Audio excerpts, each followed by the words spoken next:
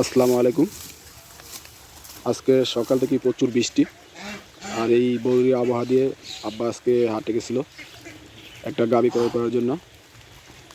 আমি ঘুম থেকে উঠে দেখি আব্বা গাভী নিয়ে চলে আসে, সেটা এখন দেখতে যাব।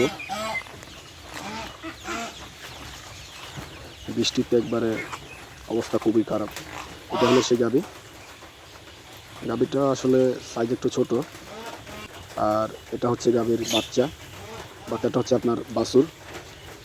তো এই দুইটা মিলিয়ে একবারে বাজার থেকে আমাদের বাড়ি আসা পর্যন্ত ৬৩,০০০ টাকা খরচ হয়েছে। তা আপনারা কমেন্টে অবশ্যই জানাবেন ৬৩,০০০ টাকায় বাছুর সহ গাভীটা কেমন হয়েছে, ভালো হয়েছে কি না খারাপ হয়েছে, কমেন্টে জানাবেন। আলহামদুলিল্লাহ, এটা সহ আমাদের এখন 4টা গাভী আর 3টা বাচ্চা আছে, একটা বাছুর, আর বাকি 2টা হচ্ছে আপনার আমাদের এলাকায় বলে যেটা ডান্ডি। তো ইনশাল্লাহ এখান থেকেই শুরু করতে চাই।